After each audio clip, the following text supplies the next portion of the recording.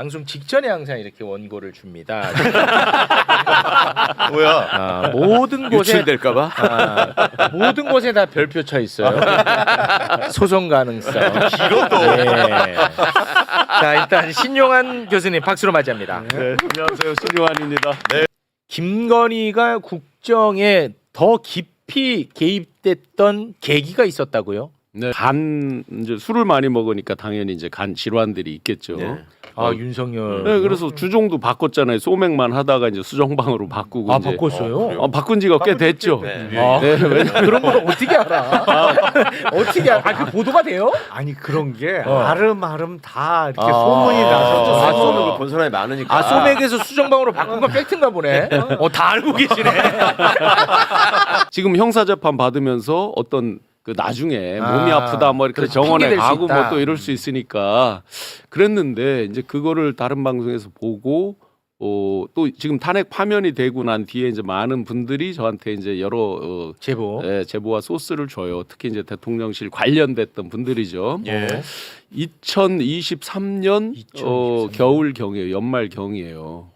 그때도 어떤 술에 의한 이제 간 질환, 간이 안 좋은 어떤 거랑 직결이 되는 거죠. 그러면서 실제로 블랙아웃처럼 거의 이 앞이 안 보여서 일시적인 어떻게 보면 국정의 그 블랙아웃인 셈이죠. 오. 예. 그런 굉장한 위기가 있었다. 말은 못하고 쉬쉬했었다. 예. 라는 얘기를 들었어요. 아 그때 그러면은 김건희가 치고 나온 거예요? 그게 이제 시점으로 보니까 그 자승스님 입적하는 그 시점하고 비슷하더라고요. 다 그 시기가. 그래서 2023년 연말에 윤석열이 눈이 진짜로 많이 안 좋아졌고 네네. 그때 김건희가 그 국정 공백을 채우기 위해서 국정에 더 깊이 네. 관여를 했다. 네, 훨씬 더 많이 그때가 나서게 이제 됐다. 그 자승스님 그 본신 사건 시점하고 그 비슷한 시점이다. 시기입니다. 그럼 자승스님 얘기가 나왔으니까 요 얘기 잠깐 좀 하고 넘어가겠습니다. 이게 너무 미스터리한 부분이 네네네. 많아서 윤석열 정부에서 국민훈장 무궁화장을 받았던 자승스님이 예. 2023년 11월 29일 칠장사에 불을 지르면서 사망하는 일이 있었습니다. 네. 이 조태용 국정원장이 윤석열한테 지시를 받고 자승스님 분신 사건과 관련해서 대공 용의점이 있다고 해서 예. 국정원 직원 80명을 투입을 시켰다는 거야. 예. 이게 너무 이상하지 않아? 이상하죠, 이거. 너무 이상해. 사건과 대공 용의점이 있다는 부분에 있어서의 지시가 내려와서 저희가 테러, 안전, 다음에 그 안보조사국에 있는 대공수사팀이 현장 확인을 하러 80명이 야간에 동원됐던 적이 있었습니다. 그때 이 지시를 저한테 대통령으로 받고 전달했던 분이 당시 조태용 국방부시장이십니다. 와, 이 자승스님이랑 대공 용의점이랑은 너무 안 어울린단 네네네. 말이야. 이해가 안 되는데. 지금. 그런데 조태용 국정원장이랑 김건희가 문자를 주고받는 사이인 거는 우리가 뒤늦게 알게 네네, 됐습니다. 맞아요, 맞죠? 맞아요. 예. 그리고 이태원 참사 유족들은 단 한 번도 만나지 않았던 윤석열 김건희 부부가 예. 갑자기 자승스님 분향소에는 가서 대성통곡을 아, 합니다. 맞아. 엄청 울었잖아, 이 김건희. 되게 이상한 모습이었거든요. 네. 대성통곡하는 사진 몇 개 좀 볼까요? 저때 가가지고 아, 맞아. 대성통곡을 해요. 예, 예, 예. 저렇게 많이 우네. 이 이상해 뭔가 예. 국정원 직원들 80명 보내고 대성통곡하고 과연 김건희와 자승스님의 관계, 그 연결, 매개고리는 또 누가 있을까 등등이 이제 좀 퀘스천이죠. 네. 네. 뭐 여러 매개고리, 매개체 분들이 있으시겠죠. 그런데 대표적으로 이제 2022년 8, 9월 경에 아마 기억을 잘 더듬어 보시면 대통령실에서 5대 주요 그룹들의 공문을 보냈다라는 게 이제 나옵니다. 근데 공문에 보면 자승 그러니까 전성배 씨죠. 전성배 씨와 누구가 아니 그 자승이 아니고 그건 건진. 건진 깜짝이야. 전성배 씨와 그 모 씨가 같이 기업들에게 뭐 이권에 개입을 하고 인사에 이렇게 적극적으로 개입을 하니까 조심하라. 조심해라. 라고 이제 대통령실이 공문을 보냈다는 게 나오잖아요. 네. 기업들한테. 기업들한테. 그 공문이 참 이상하죠. 네. 최강 의원님 계시지만 아니 그들이 그런 문제가 있으면 그들을 불러다가 뭐를 추궁을 하든지 아니면 고소 고발을 하든지 해야지 왜 그렇지. 기업한테 일종의 이제 상대방인 기업한테 그 공문을 보냅니까? 말도 안 됐지. 그런데 이제 그때 나오는 그 공문에 등장하는 분이 봉은사와 아주 관계가 깊은 분이에요. 전성배 씨 외에 나오는 분이. 봉은사 뭐 예, 아주 봉은사의 뭐를 맡았던 분이에요. 그러다 보니까 제 수기 노트에도 있습니다. 2022년 2월 달에 봉은사를 처음에 간 게 이제 공개가 되죠. 제 수기 노트에 보시면 봉은사 자승스님 해가지고 쭉 있어요. 회의할 때 이제 그런 논의를 했다는 거죠. 방문하는 거를.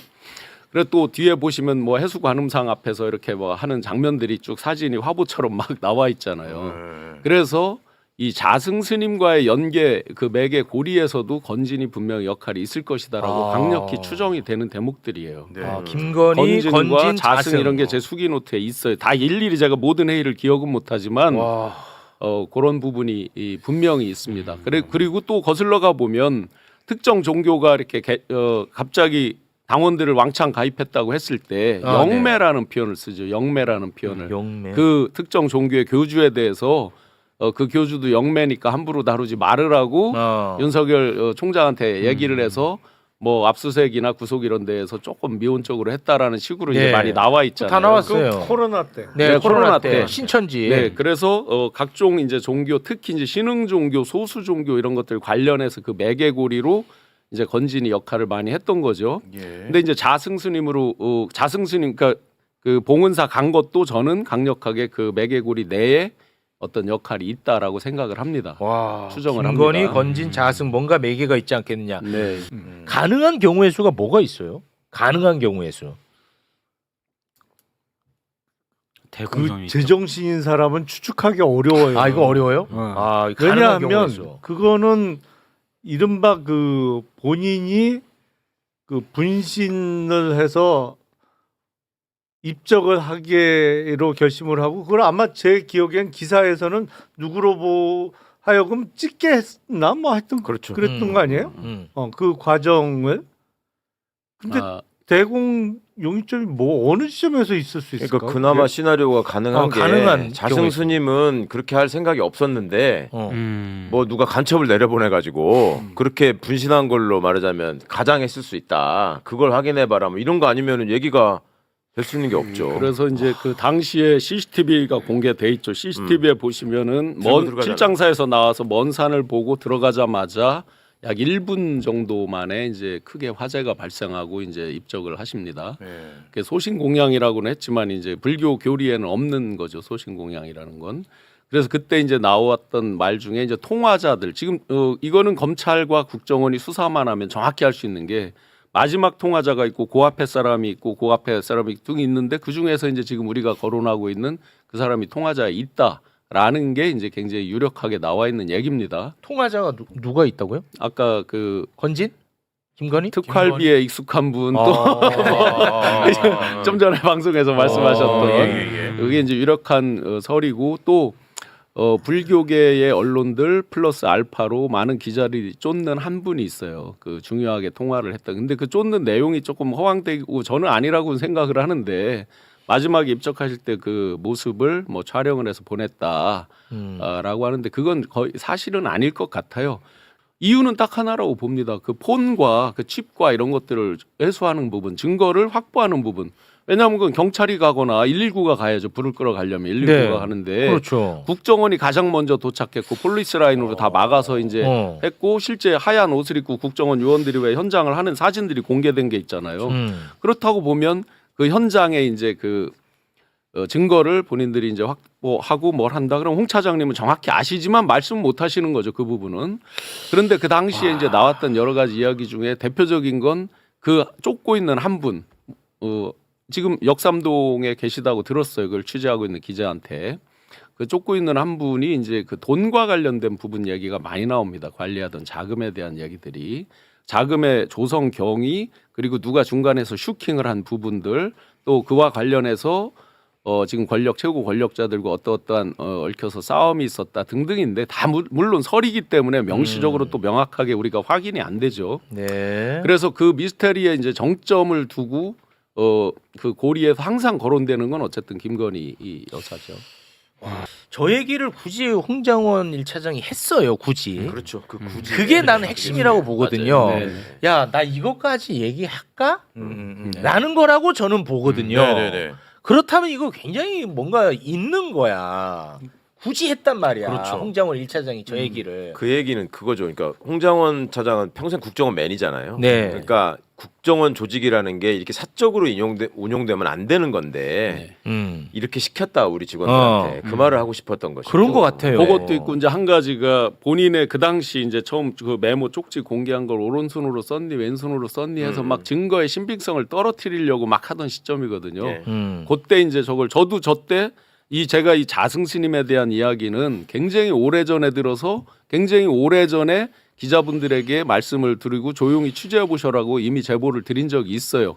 그게 벌써 7, 8개월 이전입니다. 예. 유력한 우리나라 그 방송사 기자분께도 드리고 해서 근데 제가 그 들은 소스가 너무나 그 조계종 한복판에 가까이 있는 분이어서 저는 거의 사실일 거라고 믿고 방송에 말씀드리기 부적합한 내용들이 사실은 상당히 많아서 네. 그런데 기자분들께 말씀드리고 팩트 확인을 해달라라고 말씀드린 바가 있는데 그 시점에서 홍 차장님은 본인 진술을 다 무력화하려고 하니까 갑자기 이제 이 말씀이 네, 나온 것 인터뷰를 같아요. 굳이 한 거야. 그러니까 제 양반 입적하시고 나서 바로 불교계에서 돌았던 게 윤석열 나오고 김건희 나오고 돈 맞습니다. 얘기가 바로 나왔잖아요. 네, 네. 야, 그럼 뭐 그나마 이제 뭐 상상할 수 있는 가능성은 뭐 돈 세탁 뭐 이 정도 가능성이 있을까요? 이 진짜 어렵네. 야, 아니, 이거 거기에 뭐- 이제 나오는 뭐 썰이지만 그 지금 기자들이 쫓고 있는 그 분 여성입니다. 그 분과 누구와 심각한 말다툼과 그 어떤 내용을 놓고 다툼이 있었다라고 이제 썰이 돌고 있죠. 네, 뭐 썰만 많고 뭐 여자분이라고 흘리신 게 포인트예요. 네. 여자분이 뭔지를 알아들을 수 없게 얘기하시네. 지금. 네.